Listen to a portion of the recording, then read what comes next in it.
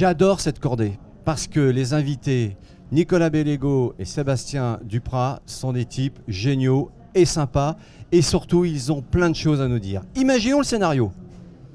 Mars Attacks, tout le monde s'en souvient? Eh bien, on remplace les Martiens par les impacts négatifs sur la ville. Comment les éradiquer? C'est la question qu'on va poser à Nicolas Bellego, qui directeur innovation chez ICAD, Open Innovation chez ICAD, qui va jouer le rôle de metteur en scène. Et une autre question qu'on va poser à Sébastien Duprat, directeur général de Cycle Up. Salut messieurs pour cette nouvelle adaptation de Mars Attacks. Alors, Nicolas Bellego, petit retour sur la ville résiliente. C'est une ville qui doit s'adapter aux impacts négatifs pour justement trouver des solutions, enfin s'adapter, qui correspond à des impacts négatifs et trouver une solution. J'aimerais bien que tu me redonnes la définition d'une ville résiliente. Bonjour déjà. C'est marrant que tu parles d'impact négatif parce que je préférerais utiliser le terme d'impact positif, c'est-à-dire que comment on peut créer de la valeur à impact positif. Je trouve que c'est plus dans une démarche qui va de l'avant et c'est peut-être là-dessus que je rebondirais pour la question de la résilience, parce que l'enjeu effectivement de la résilience, c'est la capacité qu'on a à s'adapter, à adapter nos modèles pour construire des modèles viables à impact positif. Et du coup, effectivement, côté ICAD à l'innovation, c'est un sujet clé. C'est ce qui nous anime le plus, je pense, à l'innovation, c'est de pouvoir proposer des solutions nouvelles qui créent de la valeur, aussi bien économique, sociale qu'environnementale, pour le territoire et avec un impact positif. C'est pour ça que je nuance un peu le propos. Je préfère la notion d'impact positif. Oui, mais je trouve que tu as raison. C'est vrai, c'est très bien. Et justement, alors ICAD, à un moment donné, s'est dit on va créer nous-mêmes nos startups. Enfin, on va essayer de les inventer. On va regarder ça pour justement contrer ces impacts négatifs, pour en faire des impacts positifs. Et là, entre Aegis et ICAD est arrivé Cycle Up.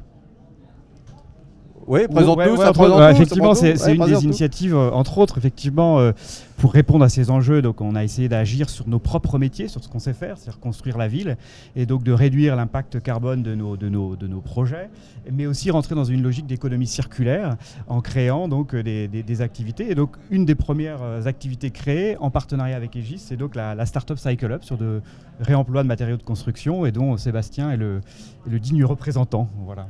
Alors, Sébastien, le Cycle Up, ça a 18 mois C'est ça, 18 mois. Qu'est-ce qui s'est passé?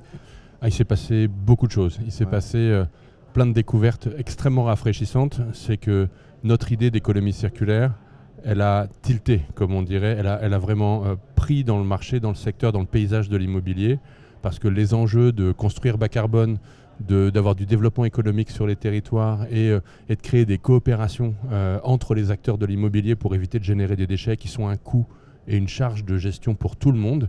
Ça fonctionne très très bien. Des coûts évités directement, des emplois créés directement et des économies en euros et des économies en carbone. Et donc cette promesse-là, elle se réalise au quotidien et ça marche aussi bien avec des mastodontes de l'immobilier qu'avec des tout petits entrepreneurs, PME, ETI, qui au quotidien réalisent des économies et évitent de générer des déchets. Pour faire la ville de demain résiliente et positive, il faut vraiment déployer ces systèmes-là. Et aujourd'hui, le système de l'immobilier, de la construction, y est prêt. Et ça a été une bonne découverte. On a eu moins de difficultés que prévu pour rencontrer le marché. Est-ce que le réemploi des matériaux, c'est une valeur sûre de l'impact real estate, cet impact real estate qui doit développer aussi du lien social? Oui, la réponse est définitivement oui. Et en plus, avec une promesse qui est intéressante dans ma vie de conseil en environnement sur les questions de climat. J'ai passé mon temps à promettre que des courbes allaient se croiser dans 5 ans, dans 10 ans, dans 15 ans, de parler d'effets bénéfiques à moyen ou long terme. Là, ce qui est intéressant, c'est que c'est des effets bénéfiques tout de suite.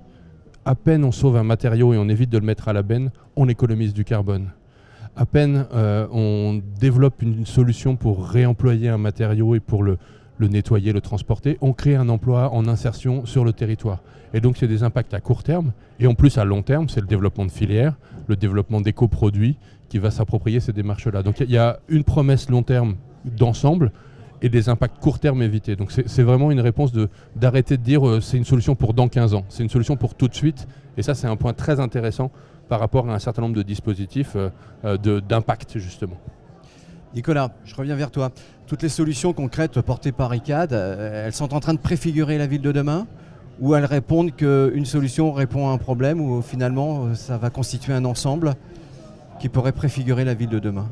Préfigurer la ville de demain, je ne sais pas, parce qu'il y a beaucoup de responsabilités derrière tout ça. En tout cas, il y a une chose à laquelle je suis convaincu, c'est qu'on a un rôle très important, et notamment à l'innovation quand on travaille sur la ville, pour proposer ces solutions-là. Sous réserve, ce n'est pas de l'apprenti sorcier, quoi. On n'est pas là pour tester des solutions qui ne seraient pas durables. Donc, ce qui, à mon avis, est important là, c'est de rentrer dans des démarches, et comme le disait Sébastien, dans des démarches d'expérimentation. C'est pour ça que j'aime beaucoup les démarches de start-up, parce qu'on est dans du test and learn. On teste une solution, on apprend et on avance comme ça. Et je pense que c'est dans cette mentalité-là et cette attitude-là qu'on arrivera à trouver des solutions qui vont faire la ville de demain. Donc c'est vraiment la démarche qu'on a, de pouvoir expérimenter, notamment avec les territoires. Là aussi, je pense que la notion d'inclusion que tu évoquais, c'est aussi de l'inclusion dans la co-conception des territoires. On le fait avec pas mal d'organismes dans les collectivités territoriales. Je pense à l'Urban Lab à Paris, qui nous permet de tester, expérimenter des solutions. Je pense en particulier à une solution aujourd'hui sur la récupération des eaux de pluie, donc qui s'appelle bocage urbain, qu'on a expérimenté là aussi avec l'Urban Lab et imaginé par un designer avec qui on travaille depuis 1 an. Et on récupère ces eaux de pluie pour végétaliser la ville et réintroduire la nature en ville. Donc on rentre dans une économie circulaire de l'eau sur des solutions très concrètes, immédiatement opérationnelles, et qu'on a testé, expérimenté avant de pouvoir les déployer. Et aujourd'hui, on est au stade de déploiement de cette solution qui intéresse pas mal de collectivités. Pour conclure, Sébastien et Nicolas, est-ce qu'il n'y a pas quand même un besoin de participation de l'urbain, si on parle de la ville, et donc d'une forme de... Je ne sais pas si je peux employer le mot, j'espère qu'il ne sera pas trop fort, d'éducation? Est-ce qu'il n'y a pas une forme de sensibilisation à faire? Parce que vous ne pouvez pas faire ça dans votre coin, il faut aussi la participation. Tu as parlé tout à l'heure, Nicolas, de co-création. Hein. C'est aussi avec l'urbain, hein, si on parle des villes. Sébastien, si tu veux nous conclure là-dessus aussi. Oui, et tu poses la question, et c'est marrant parce que j'étais en train de me dire au moment où tu la formulais, c'est que finalement tu y participes aujourd'hui, notre secteur de l'immobilier, parce qu'il est très juridique, avec beaucoup de sujets d'assurance, a besoin d'expérimenter des choses et de vérifier qu'elles marchent avant de les déployer massivement. Et toi, en passant ton temps à faire connaître des solutions qui fonctionnent, d'acteurs qui ont essayé des choses, tu dédramatises l'expérimentation et tu te dis maintenant c'est mûr, on peut y aller. Et donc c'est vrai que c'est un sujet important, c'est que en collaboration, un peu dans une logique open source, avec ICAD en tant qu'actionnaire et en tant que premier terrain d'expérimentation, on essaye l'économie circulaire. On n'a pas réussi à tous les coups, il y a des sujets qui n'ont pas marché, mais quand ça fonctionne, après on a une solution qui est mûre pour être partagée, ouverte et accessible à tous les autres acteurs de l'immobilier. Cette approche un peu collaborative de l'expérimentation en commun, et c'est ce qu'on essaye de faire ensemble avec ICAD, et ça a très bien fonctionné pour l'instant. Nicolas, conclusion là-dessus? Ouais, je suis complètement en phase avec ça. Je pense que c'est vraiment ces modèles-là où on teste des choses à petite échelle et on profite de la force de frappe d'un groupe comme ICAD ou Aegis pour déployer à plus grande échelle. Mais pour revenir à ta question plus précise, cette phase de test et d'expérimentation, il faut évidemment la faire le plus tôt possible avec les utilisateurs, avec les habitants, avec tous ceux qui font la ville. On n'est pas dans une logique top-down, mais vraiment dans une logique de co-conception. Ça me semble clé, surtout aujourd'hui. Pour cette cordée, nous étions donc dans une logique de co-conception, un grand groupe, ICAD, une start-up formidable, Cycle Up, et bien sûr une participation des habitants.